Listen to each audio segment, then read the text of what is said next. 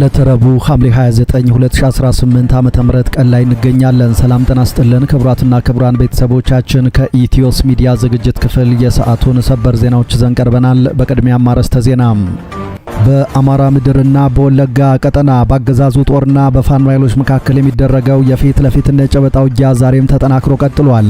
በወለጋ ቀጠና ፋኖ በከፈተው የማጥቃት ኦፕሬሽን ያገዛዙ ኃይል ክፉኛ ተመቷል። 4 መኪና ቁስለኛና በርካታ የተደመሰሰ አስከሬን ከውጊያው ቀጠና መለቀሙም ተገልጿል። በአማራ ፋኖ ብሔራዊ ንቅናቄ አፋብን ቢዛሞ ቀጠና ያንሻ ሰይድዝ ሀሮ አዲስ ዓለም በተባለው ስትራቴጂካዊ ቀጠና ታላቅ ወታደራዊ ጀብድ መፈጸሙን የእዙ ሰብሳቢ ይፋ አድርገዋል። የአማራ ተወላጆች በግፍ በተጨፈጨፉበትና በጅምላ በተቀበሩበት የተደራጀው የወለጋ ቀጠና የፋኖ ኃይል እጅግ አስደማሚ ድል ከቦታው እያበሰረን ይገኛል። ዝርዝር መረጃ ይዘናል፣ የምትሰሙት ይሆናል። ባጫ ደበሌ ከሰሞኑ ያሰማውን እብሪተኛ ንግግር ተከትሎ ፖለቲከኞችና ጋዜጠኞች ምላሽ እየሰጡት ነው። ባጫ ደበሌ ጁንታ ተበተነች፣ ጋንታ የላቸውም፣ ማረክናቸው፣ ፋኖ የሰፈር ቀማኛ ነው፣ 4 ኪሎ እንደናፈቃቸው 1000 ዓመት ሲንደፋደፉ ይኖራሉ፣ ሻቢያን አጥፍተን አሰብን እንጠቀልላለን፣ ሸኔ ቁም ነገር የለውም ወዘተ እያለ ሲፎክር ከርሞ አሁን በገንዘብ እንደራደርና ሰላም ስጡን አለበለዚያ እንተላለቃለን ሲል ዝቷል። ከፉከራ ወደ ልመና መሆኑ ነው። ይህንን ተከትሎም ጋዜጠኞችና ፖለቲከኞች ምላሽ እየሰጡት ነው። በዝርዝር እናሰማችኋለን። በአማራ ክልል የተከሰተውን ጦርነት ተከትሎ በግፍ የታሰሩ 5 ጋዜጠኞች ያለ ፍርድ ለ3 ዓመታት በእስር ቤት መቆየታቸው ከፍተኛ ስጋት መፍጠሩን የጋዜጠኞች መብት ተሟጋች ተቋም ሲፒጄ አስታወቀ። ተቋሙ የኢትዮጵያ ባለስልጣናት ጋዜጠኞቹን በአስቸኳይ እንዲፈቱም ጥሪ አቅርበዋል። ጋዜጠኞቹ ጎበዜ ሲሳይ፣ መስከረም አበራ፣ ገነት አስማማውና ዳዊት በጋሻው በሚያዝያ 2015 ዓ.ም በቁጥጥር ስር የዋሉ ሲሆን አገዛዙ ባቀረበባቸው የሽብርተኝነት ክስ ጥፋተኛ ሆነው ከተገኙ የሞት ቅጣት ሊያስፈርድባቸው እንደሚችል ተጠቁሟል። ይህንን ተከትሎ ሲፒጄ በኢትዮጵያ አገዛዝ ባለስልጣናት ላይ ተቃውሞውን አሰምቷል። ዝርዝር መረጃውን ይዘናል፣ ተሰሙታላችሁ።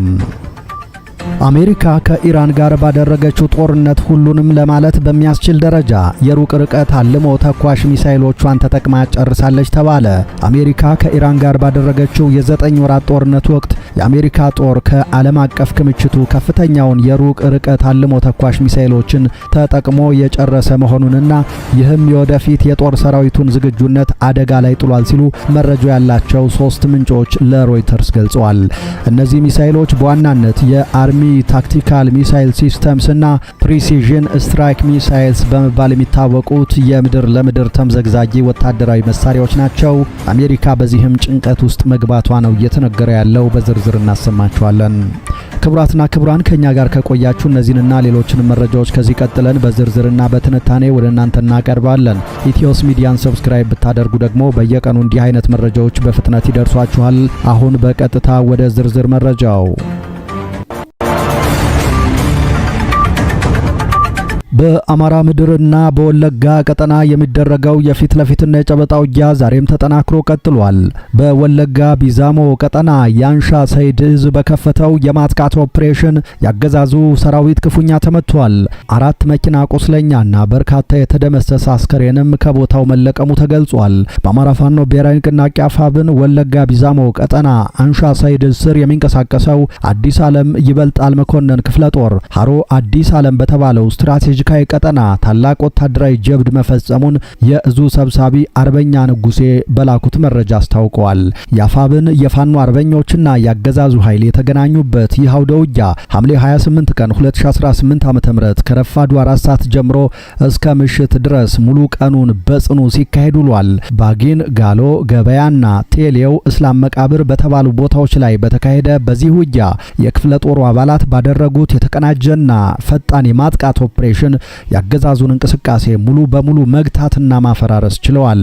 ከረፋድ እስከ ምሽት በዘለቀው በዚህ ውጊያ ያገዛዙ ኃይል በከፍተኛ ሁኔታ የተመታ ሲሆን 4 ሙሉ መኪና የቆሰሉ ያገዛዙ አባላት ከአውደ ውጊያው መሸሻቸው የተነገረ ሲሆን በጣም በርካታ የሰራዊት አባላት ደግሞ ተደምስሰዋል።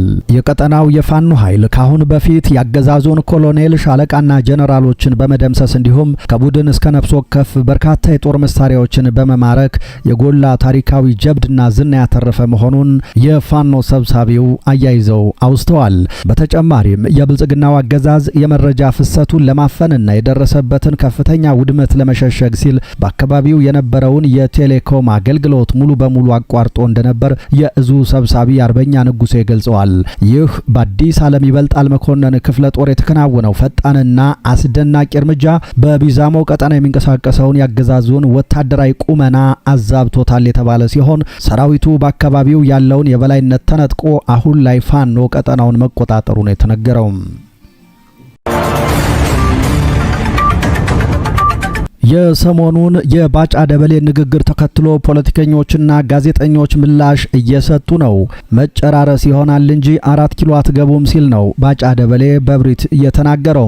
ባጫ ደበሌ ከዚህ በፊት ጁንታ ተበተነች፣ ጋንታ የላቸውም፣ ማረክናቸው፣ ፋኖ የሰፈር ቀማኛ ነው፣ 4 ኪሎ እንደናፈቀው 1000 ዓመት ሲንደፋደፍ ይኖራል፣ ሻቢያን አጥፍተን አሰብን እንጠቀልላለን፣ ሸኔ ቁም ነገር የለውም ወዘተ እያለ ሲፎክር ከርሞ አሁን በገንዘብ እንደራደር፣ ሰላም ስጡ አለበለዚያ እንተላለቃለን ሲል ዝቷል። ከፉከራ ወደ ልመና መሆኑ ነው።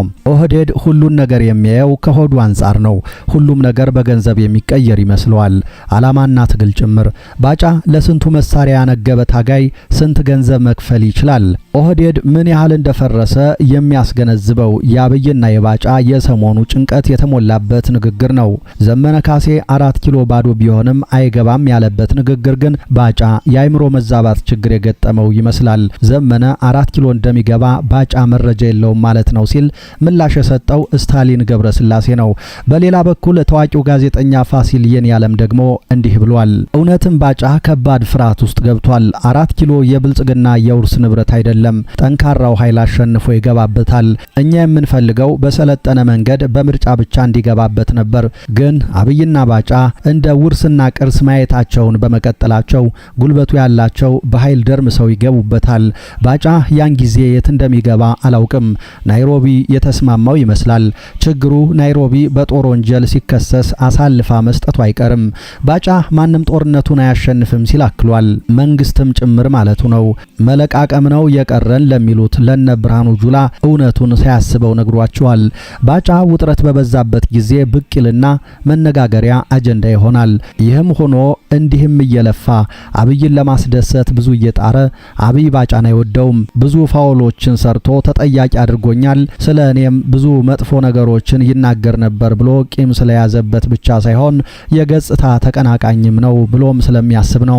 በተለይ በትግራይ ጦርነት ወቅት ባጫ ተገደለ የሚለውን ወሬ ራሱ ሆን ብሎ አስወርቶ መቀሌ ላይ የደስታ ተኩስ ሲተኮስ ከዋለ በኋላ አብይ ባጫ ከሁላችን በላይ ከፍ ብሎ ለመታየት ያደረገው የገጽታ ግንባታ መንገድ ነው ብሎ ስላሰበ እንደጠላው ይነገራል። ሙሉ በሙሉ ጡረታ ቢወጣ የሚያመጣበትን ጣጣ ስለሚያውቅ አብይ ወደ መከላከያ ድርሽ እንዳይል ብሎ አምባሳደር አድርጎ ናይሮቢ ላከው። ባጫ ሁሌ ይናደዳል፣ ወደ መከላከያ መመለስ ይፈልጋል። አብይ ግን በመቃብሬ ላይ እንዳለ ነው። ይህንን ደግሞ ባጫ ራሱ አምኗል። ወደ መከላከያ የመመለስ ከፍተኛ ፍላጎት እንዳለው በአደባባይ ገልጿል። አብይ ግን በፍጹም እንዳለ ነው በማለት ፋሲል የኔዓለም ምላሽ ሰጥቷል። በመጨረሻም የሰሞኑ ያገዛዙ ሰቦች ልፈፋና ጩኸት እንዲሁም ልመና የቲዲኤፍ ፋይሎች የከፈቱት ያልታሰበ የማጥቃት ኦፕሬሽን የፋኖ ጥንካሬ እንዲሁም ደግሞ በሁሉም አቅጣጫ ብልጽግና በህዝብ የተተፋ መሆኑን ስላወቀ ለመትረፍ የሚያደርጉት መንደፋደፍ እንደሆነ ሳይታለም የተፈታ ሀቅ ነው። በአማራ ክልል የተከሰተውን ጦርነት ተከትሎ ባገዛዙ የታፈኑ 5 ጋዜጠኞች ያለ ፍርድ ለ3 ዓመታት በእስር ቤት መቆየታቸው ከፍተኛ ስጋት መፍጠሩን የጋዜጠኞች መብት ተሟጋች ተቋም ሲፒጄ አስታወቀ። ተቋሙ የኢትዮጵያው አገዛዝ ባለስልጣናት ጋዜጠኞቹን በአስቸኳይ እንዲፈቱ ጥሪ አቅርበዋል። ጋዜጠኞቹ ጎበዜ ሲሳይ፣ መስከረም አበራ፣ ገነት አስማማውና ዳዊት በጋሻው በሚያዝያ 2015 ዓ.ም በቁጥጥር ስር የዋሉ ሲሆን የቀረበባቸው የሽብርተኝነት ክስ ጥፋተኛ ሆነው ከተገኙ ከተገኙ የሞት ቅጣት ሊያስፈርድባቸው እንደሚችል ተጠቁሟል። የዚህ የጋዜጠኞች ቡድን የጋራ ክስ በየካቲት 2018 ዓ.ም በፌዴራል ፍርድ ቤት በኩል አቃቢ ሕግ ያስቀረበው ማስረጃም የችሎት ሂደቱ እንዲቀጥል በቂ ነው የሚል ብይን አግኝቶ ነበር። ሆኖም ተደጋጋሚ የችሎት ቀጠሮዎች መራዘም የችሎቱን ሂደት እስከ ህዳር 10 ቀን 2019 ዓ.ም ድረስ እንዲራዘም ማድረጉን የጋዜጠኞቹ ጠበቆች ለሲፒጄ ገልጸዋል። ይህ መዘግየት የመጣው ፍርድ ቤቱ ከነሐሴ እስከ ጥቅምት ወር ባለው ጊዜ የነበረውን የእረፍት ጊዜ ተከትሎ ነው።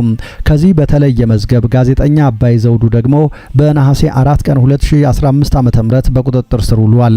ይህ በቁጥጥር ስር የዋለው ጋዜጠኛ ባለስልጣናት በአማራ ክልል የተከሰተውን የአመጽ እንቅስቃሴ ተከትሎ የአስቸኳይ ጊዜ አዋጅ ካወጁ ከአንድ ሳምንት በኋላ ነበር። የዚህ ጋዜጠኛ የችሎት ሂደት እስካሁን ፍርድ ቤቱ አቃቢ ሕግ ያቀረበው ማስረጃ የችሎት ሂደቱን ለማስቀጠል በቂ መሆን አለመሆኑን አልወሰነም።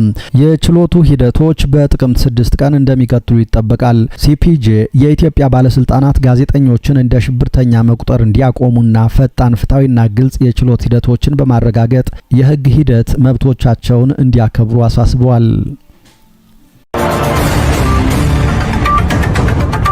ህወሓት ታጣቂዎቹን በራያ አላማጣ ማስገባቱ ተነገረ። ነዋሪዎች ወደ ቆቦ ከተማ በመሰደድ ላይ መሆናቸውን ምንጮች ጠቁመዋል። በራያ አላማጣና አካባቢው የቲዲኤፍ ኃይሎች በብዛት መግባታቸው ተሰምቷል። በአካባቢው የጦርነት ስጋት ማየሉን የዓይን እማኞችም ተናግረዋል። በጨርጨር ቢስወበርና ዋጃ መስመሮች ሰፊ የኃይል ስምሪት በመደረጉ በከተማዋ የወታደራዊ እንቅስቃሴው ማየሉ ነው የተሰማው። የጦርነት ስጋትን በመሸሽ ወደ ቆቦ የሚደረገው ስደት የቀጠለ ሲሆን በከተማዋ በምሽት ተንቀሳቅሶ መኖር አለመቻሉና ቤት ለቤት ዝርፊያ መስፋፋቱን ተናግረዋል። ከትናንት ጀምሮ የትራንስፖርት እንቅስቃሴ መቆሙንም ገልጸዋል። ባንኮች የጥሬ ገንዘብ እጥረት እንደገጠማቸውም ምንጮች አክለው አረጋግጠዋል። በአሁኑ ወቅት ከ2000 ብር በላይ ማውጣት ባለመቻሉ ነዋሪዎች 10 በመቶ ኮሚሽን ከፍለው ከግለሰቦች ለመቀየር የተገደዱበት ሁኔታ ነው የተስተዋለው ተብሏል።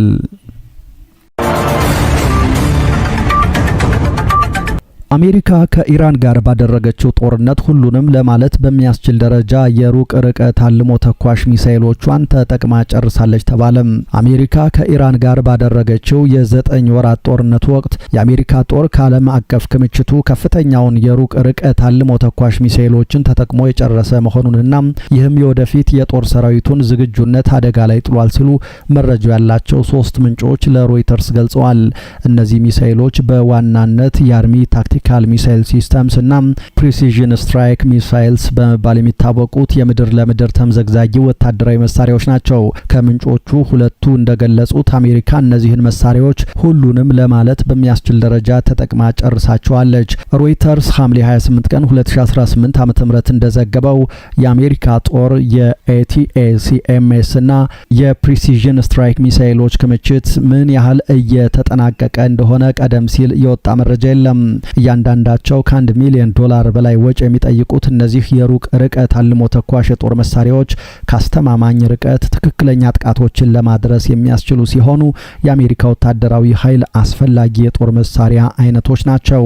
እነዚሁ በአሜሪካ የሚቀርቡት የኤቲኤሲኤምኤስ ሚሳይሎች በዩክሬን ጦርነት ውስጥ ከፍተኛ ሚና የተጫወቱ ሲሆን የዩክሬን ኃይሎች በሩሲያ ውስጥ ባሉ ኢላማዎች ላይ ጥቃት እንዲሰነዝሩ አስችለዋቸዋል። ፕሪሲዥን ስትራይክ ሚሳይል ደግሞ አነስተኛ ርቀት ያላቸውን ሚሳይሎች ለመተካት የተዘጋጀ አዲስና ዘመናዊ ሚሳይል ነው። አሁን ላይ እነዚህ ሚሳይሎች ከአሜሪካ ቋት ማለቃቸው ነው እየተነገረው። ክቡራትና ክቡራን ቤተሰቦቻችን ለዚህ ሰዓት ያዝናቸው አዳዲስ መረጃዎች እነዚህ ነበሩ። ከቆይታ በኋላ በሌሎች መረጃዎች ድጋሜ እንገናኛለን። እስከዛው በያላችሁበት የዓለም ክፍል ሰላም ጊዜ ተመኘን።